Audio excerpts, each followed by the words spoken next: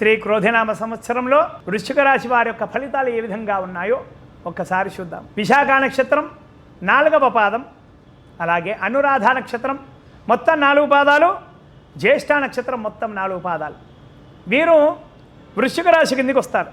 వీరి ఆదాయం 8, ఖర్చు 14, రాజపూజ్యము 4, అవమానము 5. ఈ వృశ్చిక రాశి వారికి గ్రహాల బలం, అన్ని గ్రహాల బలం బాగుంది. ఒక్కటి శని మాత్రం అర్ధాష్టమంలో ఉన్నాడు. శని అర్ధాష్టమం వల్ల చాప కింద నీరులా ఉంటాడు ఆయన. మెల్లిగా మెల్లిగా వ్యాపిస్తుంటుంది కదా నీళ్ళు. చాప కింద నీళ్ళు అంటే ఏంటి?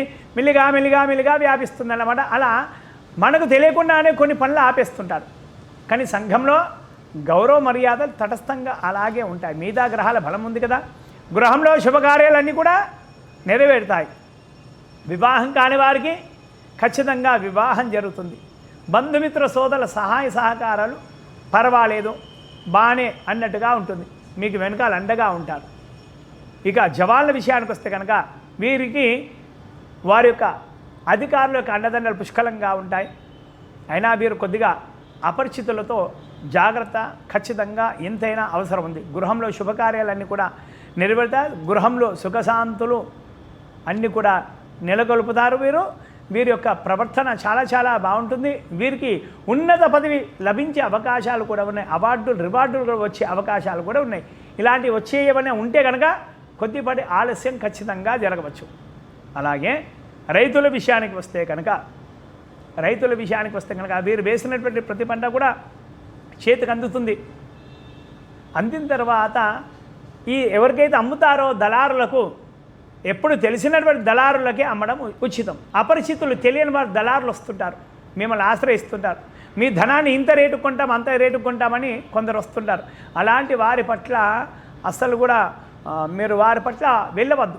వాళ్ళు మోసం చేసేటువంటి అవకాశాలు కూడా ఉన్నాయి. డబ్బులు ఇచ్చే విషయంలో కూడా మోసం చేసే అవకాశాలు ఉన్నాయి. కాబట్టి దళారుల చేతుల అపరిచిత దళారు చేతుల మోసపోవద్దు.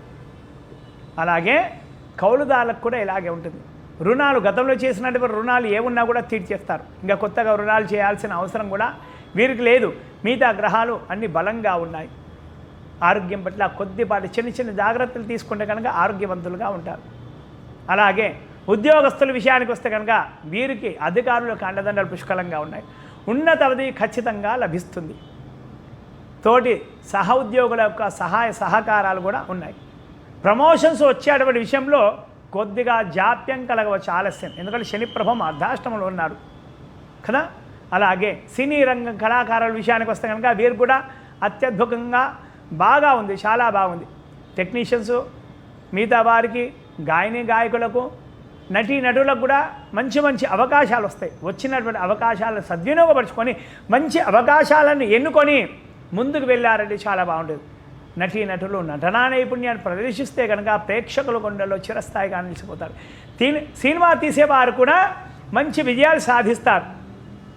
జాతీయంగా అంతర్జాతీయంగా పేరు ప్రఖ్యాతులు కూడా ఖచ్చితంగా గడిస్తారు.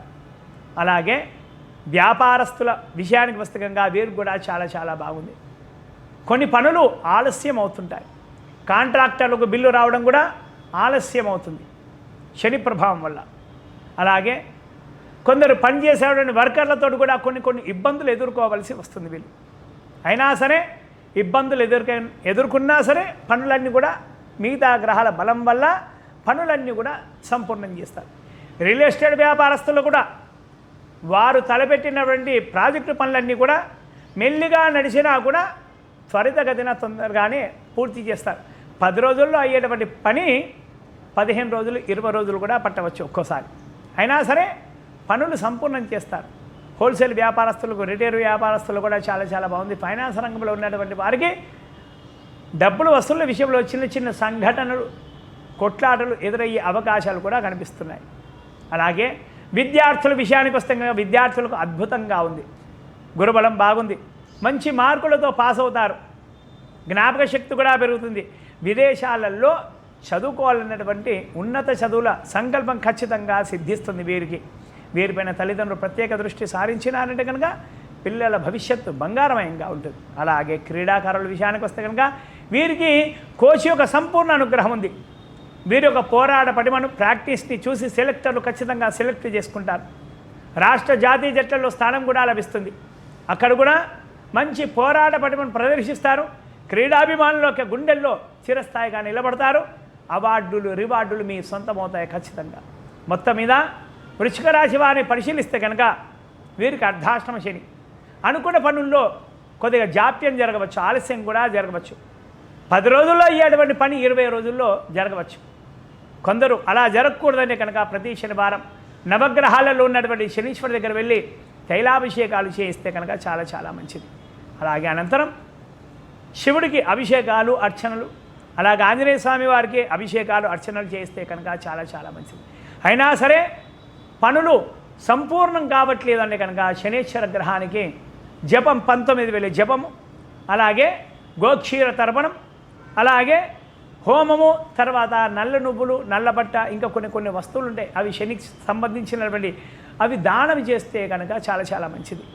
అనంతరం జపహోమాలు చేసినటువంటి బ్రాహ్మణులకు